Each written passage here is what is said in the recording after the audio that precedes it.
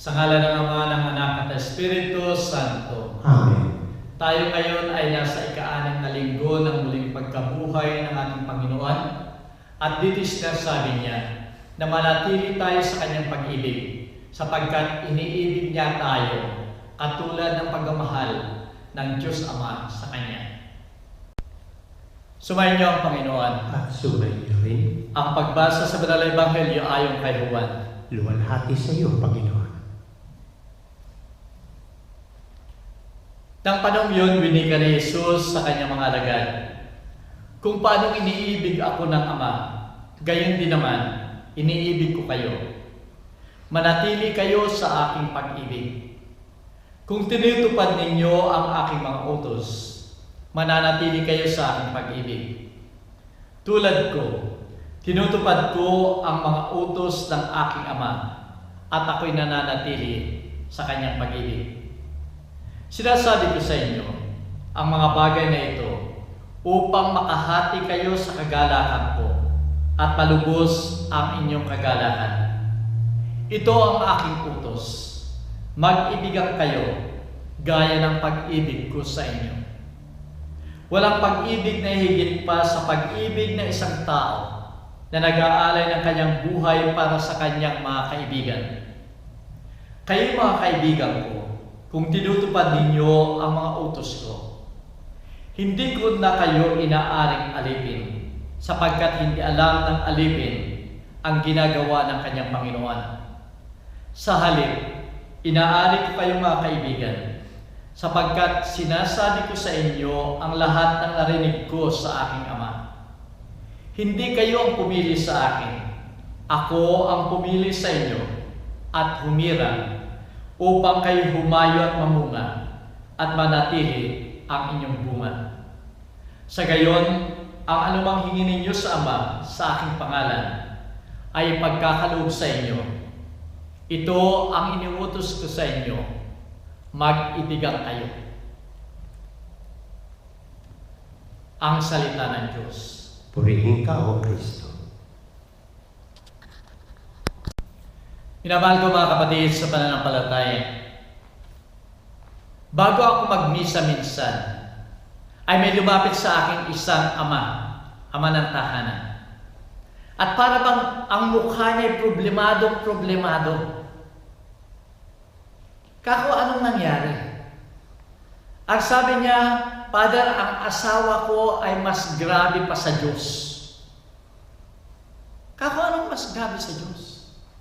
Sapagkat ang Diyos ay may 10 utos lamang. Ang aking ama, ang aking asawa, ay walang katapusan ang utos niya sa akin. Katunayan, hindi pa nga ako gumigising, nakapikit pa ako sa umaga. Nagsisimula na siyang mag-utos sa akin. Minamahal ko mga kapatid,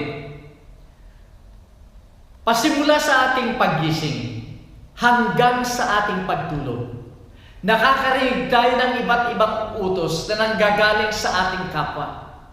Sa Banal na Ebanghelyo ngayon ay may isang kautusan na ibinibigay sa atin ng ating Panginoon. At ito nga sinasabi, ito ang pinaka-greatest na utos ng ating Panginoon. At ito ay walang iba, kundi mag-ibigan kayo katulad ng pag-ibig ko sa inyo. Si St. John the Apostle, nang siya'y matanda na at hindi na nagagawa niya magmisa, siya ay binubuhat na lamang para umattend ng misa. Subalit bago tapusin yung misa, araw-araw, ay hinihingan siya ng isang message sa kanyang mga tagasunod. At araw-araw din lamang ay isa lamang ang message niya. Paulit-ulit na sinasabi niya. Ang message niya, mag-ibigan kayo. Yun lang. Araw-araw ay yun na lamang napapakinggan ng kanyang mga tagasunod. Kaya't minsan ay tinanong na siya ng kanyang mga alagad o mga tagasunod, bakit araw-araw na lamang ay yan ang message mo sa amin? Wala nang iba. Ang sabi ni Sir John, sapagkat ito ang utos ng Diyos. At kung susundin ninyo ang utos na ito ng Diyos, ito'y sapat na. Wala na kayong hihingin sa daigdig na ito. Wala nang bagay na makakahigit pa rito. Sapagkat ang utos na ito ang magbibigay sa inyo ng lahat. Isang pare ang nanggaling sa isang parte isang gabi. Siyempre sa parte merong inuman. At nang pauwi na yung pare na yan, napadaan siya doon sa breathalyzer para doon sa mga bansa na walang breathalyzer. Ito yung pulis na pinapatigil ka. At pagkatapos, i-check nila kung ilan ang content, alcohol content ng iyong katawan. At mayroong limit dito. Pag lumampas ka doon sa limit na yun, for example dito sa Australia, 0.5. Yun ang limit. Pag lumampas ka doon, ang ibig sabihin nakainom ka ng higit at ikaw ay dapat managot. Bibigyan ka ng parusa. Yung parang yun ang dumating sa breathalyzer at kinuha ng officer yung kanyang content. Pinahinga siya. Mamaya bumalik na yung officer. Ang sabi ng officer, "Father, are you all right?" Sabi ng pare, "Yes, I am all right." Nanggali ako sa parte, nakainom ako ng ilang basong tubig. Pero sabi ng officer, "Tubig? Bakit yung iyong content na alcohol sa iyong katawan ay lumampas doon sa limit?" Kahit yung pare natigilan. Sumalit maya-maya bigla na lamang sumaya yung mukha ng pare. Sapagkat nag-isip siya kung paano niya sasagutin yung officer.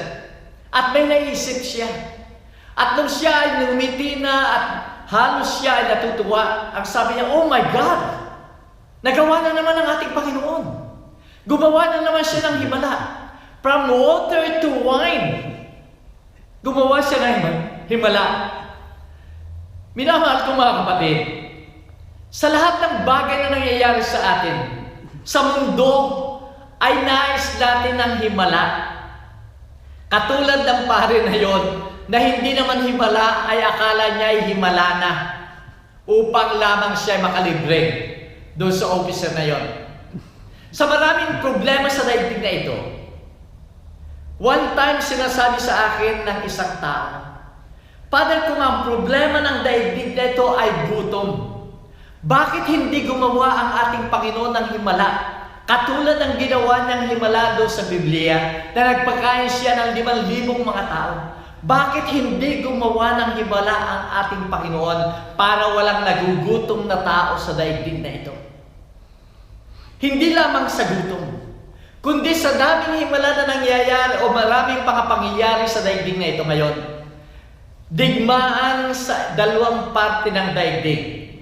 At yung isa ay doon pa sa Holy Land. Mayroong mga iba't ibang problema. Maraming tao ang humingi na ng sinasabi na intervention ng ating Panginoon. Gumawa na ng himala ng ating Panginoon para matigil na ang lahat ng kaguluhan sa daigdig na ito. O at magkaroon tayo ng kaligayahan, kasaganaan sa buhay. Minamahal ko mga kapatid, katulad ng sinasabi nga na St. John, kung susundin natin ang utos ng ating Panginoon, ito'y sapat na. Hindi na nangangailangan ng himala na nanggagaling sa Diyos. Sapagkat yung sapat na yun ay himala na upang magkaroon tayo ng kaginhawahan at kaligayahan sa mundong ito, ang lahat ng tao.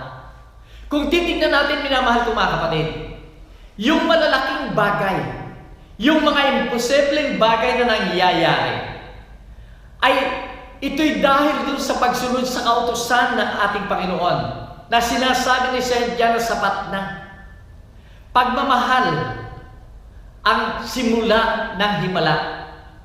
Yung mga tao nag-aalay ng kalambuhay na napakahirap gawin ng karamihan, Ito'y dahil sa kanilang pagmamahal, nag-aalay sila ng kanilang buhay dahil sa kanilang pagmamahal. Pag-aralan natin ang buhay ng mga bayani sa iba't ibang countries. For example, dito sa Pilipinas, ang ating bayaning si Rizal, nang siya ay mamamatay na, ay sinasabi niya, iaalay ko ang aking buhay dahil sa pagmamahal ko sa aking mga kababayan, pagmamahal ko sa aking bansang Pilipinas.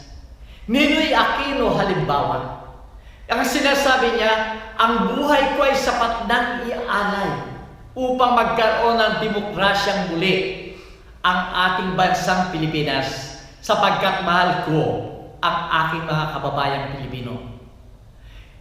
Marami pang mga bayani sa iba't ibang bansa ang nagsasabi ng halos pareho. Halimbawa, yung mga tao na nagbibigay ng kalambuhay. OFW, for example, na sila ay nagtatrabaho sa ibang bansa. Napakahirap, napakalungkot. Subalit ang lahat ng ito'y ginagawa nila dahil sa kanilang pagmamahal sa kanilang pamilya na naiiwan sa Pilipinas. Magulang na kung kanilang mga anak ay may sakit, nakahanda silang huwag matulog, isakripisyo ang gabi o araw upang bantayan ang kanilang anak. Tanda ng kanilang pagmamahal.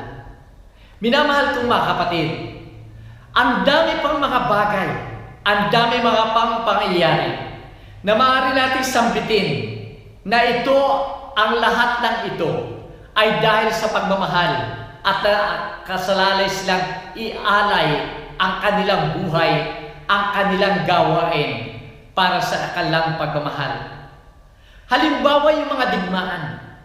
Kung magagawa lamang ng digmaan ito, yung mga tao, mga leaders ng mga countries na ito, na sumunod sa utos ng ating Panginoon, magagawa nilang itigil ang digmaang ito, magkakaroon ng kapayapaan, magkakaroon muli ng kasaganaan. Yung mga nag-aaway na mga tao, kung susundin lamang nila ang kautusan ng ating Panginoon, maaari silang magkasundo, maaari silang magkaisa, sapagkat ito ang utos ng ating Panginoon. Yung pamilya na nagkakahiwa-hiwalay, nagkakaroon ng inggitan, nagkakaroon ng hindi pagkakaunawaan, ito'y magkakaroon ng pagkakaisa, magkakaroon ng lakas at kaligayahan sa kanilang pamilya kung susundin nila ang utos ng ating Panginoon.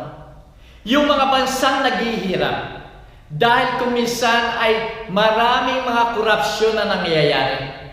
Halimbawa sa ating bansa, sa Pilipinas halimbawa, may mga naghihirap.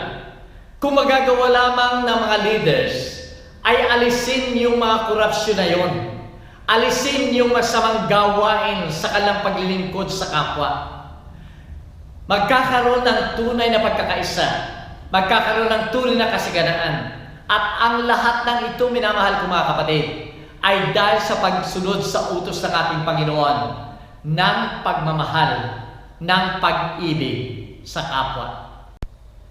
Minamahal ko mga kapatid, marami pang mga bagay o mga problema sa daigdig na ito na magagawa natin ng solusyon kung tayong lahat ay susunod sa utos ng ating Panginoon na magmahalan sa bawat isa. Kahit sa ating sarili, makakagawa tayo ng himala sa ating sarili.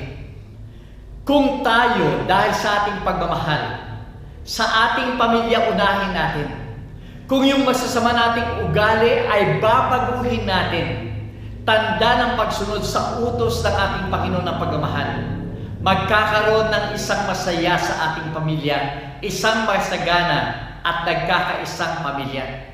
Ganon din sa paglilingkod natin sa ating kapwa. Kung susundin natin ang utos ng ating Panginoon, na dahil sa pagmamahal ay tayo ay magbigay, maglingkod sa kapwa. Tayo ay gumagawa ng himala sa ating sarili. At ganon din doon sa mga tao na minamahal natin at pinaglilingkuran. Ganito ang ginawa ng ating Panginoon. na siya ay nag-alay ng kanyang sarili dahil sa kanyang pagmamahal sa atin. Napakaliwanag sa banal na ebanghelyo.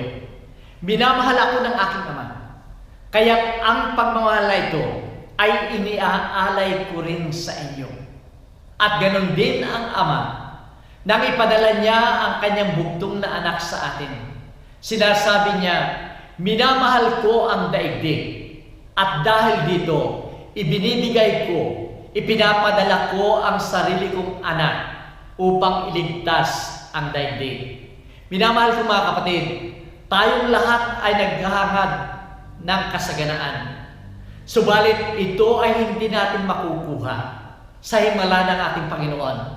Ang lahat ng ito ay ating makakamtan kung tayo sa ating sarili, sa bawat isang nilalang, ay magkaroon ng himala sa pamagitan ng pagsunod sa kautusan ng ating Panginoon. Mag-ibigan kayo katulad ng pag-ibig ko sa inyo. Para dito sa Sydney ay meron uli akong announcement pagkatapos ng blessing.